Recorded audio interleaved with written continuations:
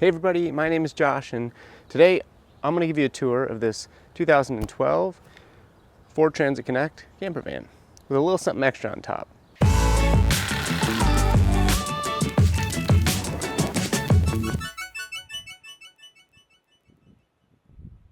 If you can't tell, I'm feeling a little bit under the weather. There's this thing that's been going around and it finally got me.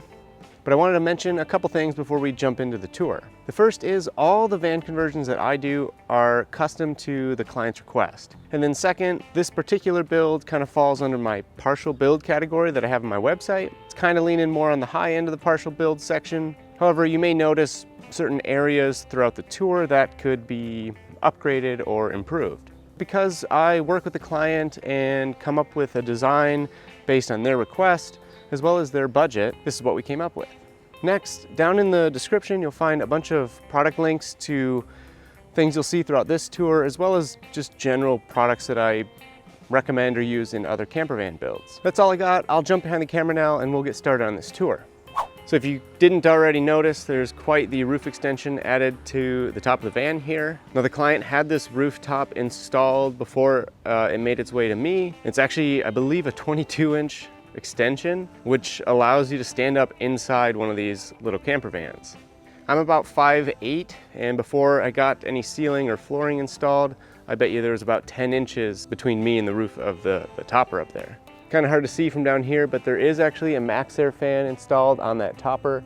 And again, that will be, the make and model will be linked down in the description. We'll start by going through some things that are up in the cab of the van. And one big thing you'll notice right away is that the passenger seat is actually removed. So by doing this, it allows us to extend that floor forward a ways, but also it gives you some additional storage because this is hinged, and because of that drop off where the seat was, we were able to kind of sneak in a little storage cubby. There's a little bit of paperwork from parts and pieces that are installed in this van.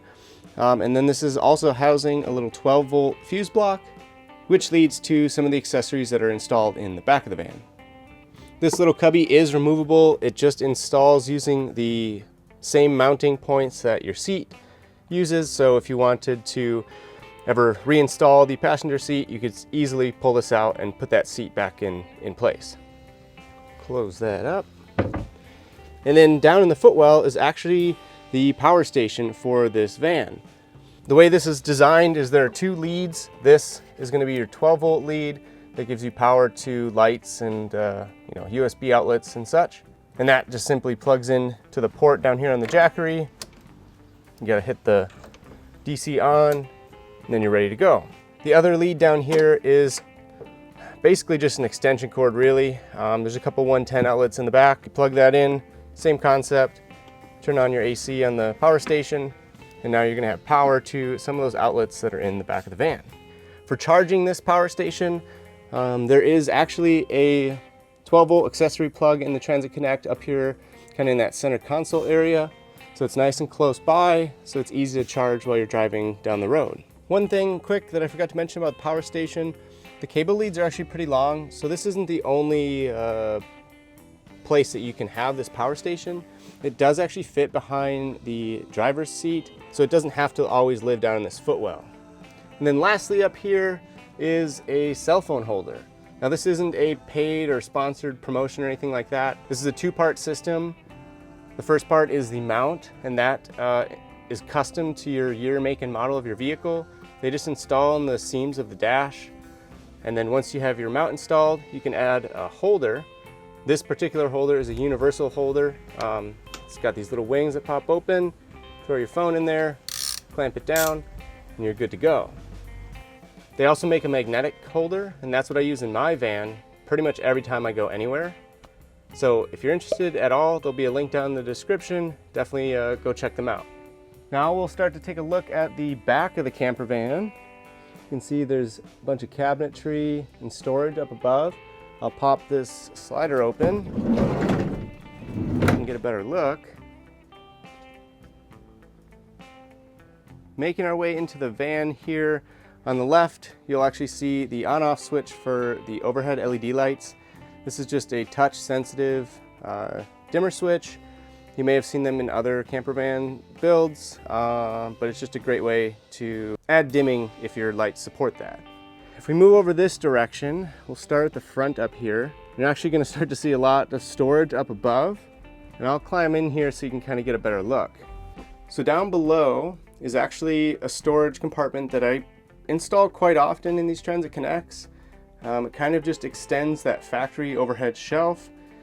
In this particular build, I was able to just install some little LED lights so you can kind of see what's going on in there. It's kind of hard to tell on the camera, but just a simple little on-off switch. And then above that is another bigger version of that storage cubby, making use of some of that extra space in the front of that topper. Same thing, little on-off switch for some LEDs to give you an idea of what you're looking at in there. But it's a ton of storage. Between the two of these compartments, you could cram quite a bit of stuff in there. Since we're up here, I'll kind of give you a 360-degree view here.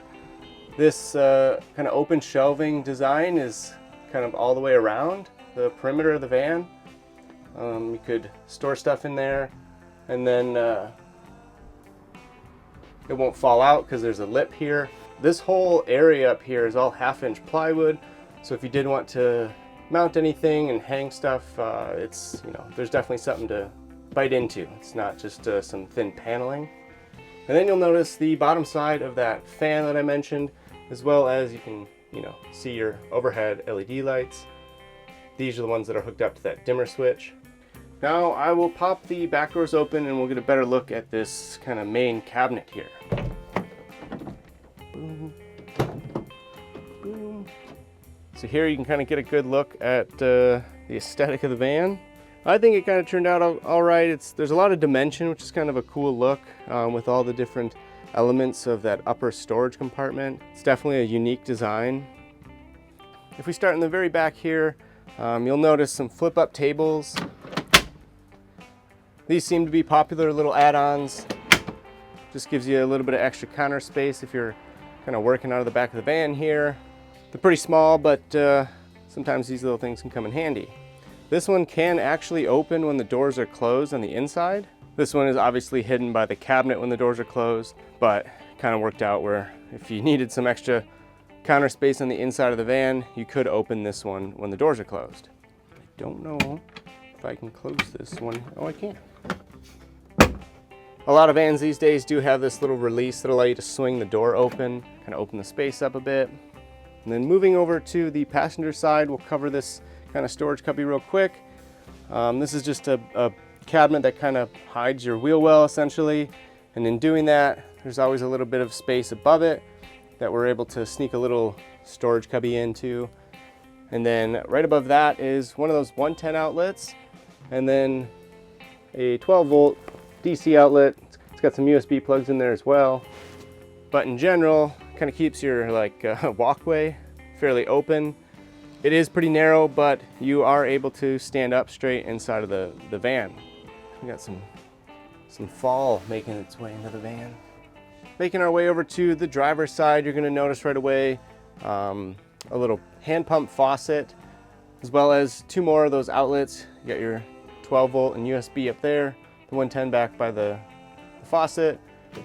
And then this is just a plug for the sink to kind of try to keep everything flat up top, because this cabinet doubles as the bed. So when it's in kind of bed mode, you pop the cap in there. You can swivel your faucet head out of the way. And then the owner actually uses a foldable or roll-up futon type of mattress, so they can lay that out when it's time to call it a night. The overall dimensions up top here are it's 68 inches front to back, and then about 33 inches side to side. It's a little bit wider up kind of where the slider door is. This sink, if I remember right, is about 10 inches this direction, about 12 this direction. And then if you didn't see it already, got the leather door handles. Big fan of these. I'll hopefully have these available soon. But if we swing these doors open, you'll see our freshwater storage. And then this is a pretty interesting cabinet because it actually goes all the way to the front kind of right behind the driver's seat. This is designed to store the owner's skis, so they can slide them inside of this cabinet, close the doors, and keep everything kind of contained.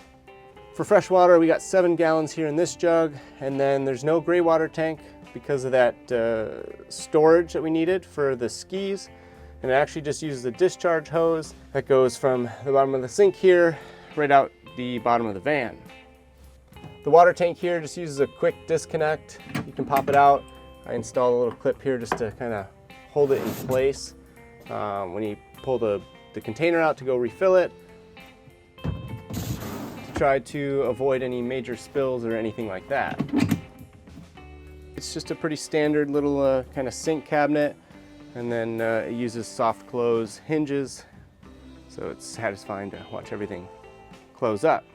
In this particular body style of the Transit Connect, your taillights are replaced on the inside, and so the panels here, you'll see these 4 kind of Phillips head screws on both sides. Those are actually removable so that you can access those plugs in case you have to change a blinker or a tail light. If I go over behind the driver's seat over here, this will kind of show you the, I guess the end of that cabinet where the skis get placed. I just wanted this to be open so it wasn't like a huge void that you could, if something rolled back here, you'd never be able to get to the back of the cabinet. And then up above that is a big open storage cubby. This was kind of the request of the client to have it open and accessible from both sides. Let me hop over to the passenger side here. On this side, you can really see the 4 storage cubbies. So the 2 upper storage cubbies, they were sized to fit some crates that the client owned already. So they are really just kind of general storage. Again, this is that one that you can access from both sides. And then this one obviously ends at the wall. And then down below, there are, if I get my shadow out of the way, some smaller cubbies, both in depth and in height. Again, because those skis are actually behind the other half of that cabinet. Really just a bunch of general storage. You can kind of organize it to fit your needs if you get some different containers and things like that. Lastly, making our way to the back again, the flooring was just requested to be left blank. It's got a clear coat on it, but they may install or place some sort of carpet runner, something like that. Still giving you access to that kind of hinged storage where the passenger seat used to be. Well, I think that's going to do it for this tour. Hopefully I didn't miss anything. If I did, definitely leave a comment down below. I'll try to get back to as many people as I can. Again, apologize if I am a little hard to listen to, feeling under the weather. Don't forget, down below in the description, there's a bunch of links to products that you may have seen throughout this tour. And if you're interested in getting your camper van worked on, definitely check out my website, briarwoodvans.com. There's a bunch of info on there, as well as how to get in contact with me. Thanks so much for watching, and I'll see you in the next one.